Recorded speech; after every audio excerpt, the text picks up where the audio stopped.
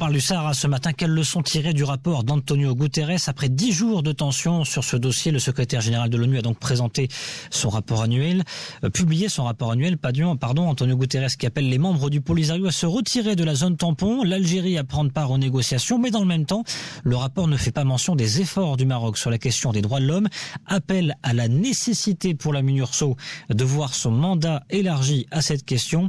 Bref, c'est un rapport plutôt mitigé. Il y a des points forts, il y a des points faibles qui sont soulignés des deux côtés, même si tout de même sur les cantines d'ouf, il n'y a pas de mention de recensement de la population. C'est assez rare quand même qu'un secrétaire général de l'ONU n'appelle pas au recensement de la population dans un rapport sur la question du Sahara, Hicham Hamadi. C'est étonnant. C'est un aveu d'échec, encore une fois. Vous savez, l'ONU devrait être repensée d'une manière globale.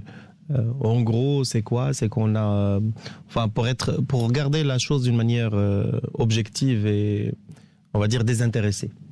En gros, il y a trois parties, il y a un débat entre trois parties. Une partie qui ne veut pas participer, notamment l'Algérie, donc il appelle à rentrer aux négociations. Une partie qui gesticule et donc qu'on appelle à revenir dans ses bases, et une partie qui est sage, qui est le Maroc, qui a fait une proposition sur la table. Donc l'ONU, qu'est-ce qu'il fait? En gros, il appelle les deux parties à la retenue. Donc voilà, il y a une zone tampon, attention. Il veut avoir plus de latitude en termes de couverture de l'espace, donc élargissement de la mission à d'autres aspects. Et puis après, il appelle la troisième partie à rentrer aux négociations. Donc normal, naturel, sans plus, sans aucune valeur ajoutée, pas de surprise. C'est un aveu d'échec du système parce que, vous savez, dans d'autres conflits, on met même pas de casque bleu. Israël, Palestine, casque bleu pas parce que les États-Unis vont tout de suite dire un veto. Russie, en Syrie, non, il n'y a pas de casque bleu. Donc c'est un aveu d'échec du système et donc on revient sur des choses assez basiques, assez simples. Le plus important pour nous, pour le Maroc, c'est quoi? C'est qu'on est souverain sur nos territoires. Ça, c'est très important. C'est que là, le débat n'est pas sur quelque chose qu'on n'a pas, mais sur quelque chose qu'on a, qu'on est en train de développer, dans laquelle on est en train d'investir. La deuxième chose, c'est que, de toutes les manières, le fait est que ces populations sont dans la précarité. C'est pas de notre fait, c'est du fait du voisin qui les a mis dans une situation précaire. Et ça veut dire qu'enfin, qu'il y a des gens qui profitent de cette misère. La réalité, c'est là. C'est pour cela que l'appel à la troisième partie, et notamment à l'Algérie, de rentrer dans les négociations, c'est de dire, écoutez, cette vache à lait va un jour disparaître, vous avez intérêt à négocier, vous avez intérêt à rentrer dans une discussion sérieuse. Donc en gros, c'est cela, et on attendra le prochain rapport qui fera la même chose, et on attendra la prochaine gesticulation de la pseudo-raste qui, on sait, qui a pris d'autres démarches, notamment en termes juridiques, mais à chaque fois, elle arrive face au mur. Donc pseudo-raste qui est en difficulté en tout cas. Pour l'instant, on voit la mort donc du représentant de l'ONU du Polisario, on voit le coma du ministre des Affaires étrangères autoproclamé de cette race donc qui est à Séville en ce moment en Espagne. On a un contexte particulier et en même temps, on a vu Nasser Bourita qui était en déplacement à Washington, qui a rencontré le nouveau secrétaire d'État par intérim américain et qui a rencontré Antonio Guterres, qui a présenté des vidéos des constructions du Polisario qui veut tenter apparemment de déplacer ces institutions autoproclamées à l'est du mur de défense marocain. Est-ce que là, c'est pas un point fort pour le Maroc, ou au contraire, ça peut être un point faible parce qu'il y aura peut-être ce débat au Conseil de sécurité, faut-il davantage de casques bleus, d'observateurs de la MINURSO, parce qu'on n'a été pas capable, nous, l'ONU, de détecter ces déplacements, ces mouvements du Front Polisario, Sama Choubaï?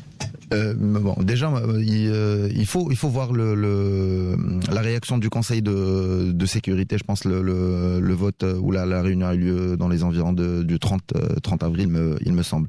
Je reviens juste le rapport Gutiérrez, qui, à mon avis, n'apporte aucune vraie valeur par rapport à la gestion du conflit, sachant les efforts qu'a fait le Maroc. Voilà, pour régler ce conflit de par une approche politique, en répondant favorablement à l'appel du secrétaire général des Nations Unies. Après, juste après que la MINURSO et Jean avoir détecté aucune intrusion du Polisario vers le côté est du mur de sable. Ils reviennent pour remettre pour nuancer les propos en disant on ne couvre pas toute la zone, donc il y a peut-être une forte possibilité. Mais ce qui nous revient, ce qui nous pousse à nous demander quelle est vraiment la vraie mission de la Minurso. On a à quoi sert la Minurso ? Voilà, on a des interprétations différentes. Pour nous, le Maroc, c'est pour l'application des accords de cessez-le-feu et aller vers un projet d'un plan d'autonomie du Sahara. Bon, l'autre version, c'est qu'ils ont peut-être une interprétation différente de la chose. Ils pensent que la mission de la Minurso, c'est d'aller dans le sens de leur du référendum. Du référendum. C'est la mission. Du référendum. Sachant, ils demandent un élargissement de cette mission, sachant qu'ils n'ont même pas été capables de détecter ces instructions. On parle d'une restriction budgétaire portée par les États-Unis. Alors, comment ils vont faire ? En même temps, qu'est-ce qu'ils vont faire ? Il faut rappeler qu'il y a eu diminution d'effectifs de la Minurso.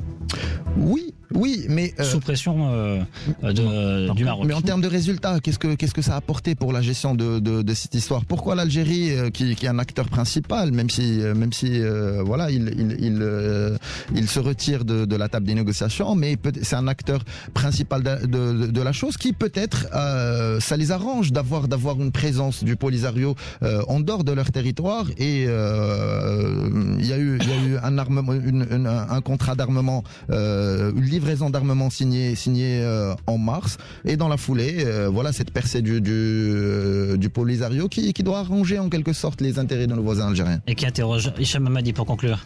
Alors, la réalité est que ceux qui décident sont les grandes puissances. La réalité est que l'ONU n'est que le comptable, ne fait que la synthèse des positions des grandes puissances. Et la position des grandes puissances actuellement, elle est complètement neutre. Ils n'ont aucun intérêt direct à clore. Bon, il y a le soutien de la France, il y a le soutien de l'Espagne. Oui, le soutien. Un changement du côté des États-Unis, on note en tout cas, pour l'instant. Sauf qu'il n'y a pas un intérêt direct, clair, franc de tourner cette page. Donc en gros, oui, le Maroc est dans son droit légitime, mais les autres, ils sont quand même des êtres humains, il faut traiter. Donc pour l'instant, ce qu'il nous faut, c'est qu'il faut qu'on continue notre offensive économique, politique partout, pour que nos intérêts deviennent leurs intérêts. Et c'est là où, effectivement, on va tourner cette page et elle sera close. Hicham Hamadi, analyste politique et économique, directeur général de Hitch Maroc. Oussama Choubaï, acteur associatif, fondateur de DigiTNC. À très bientôt. Merci beaucoup, messieurs. On se retrouve peut-être la semaine prochaine ou dans 2 semaines pour un prochain numéro des Décodeurs Atlantiques.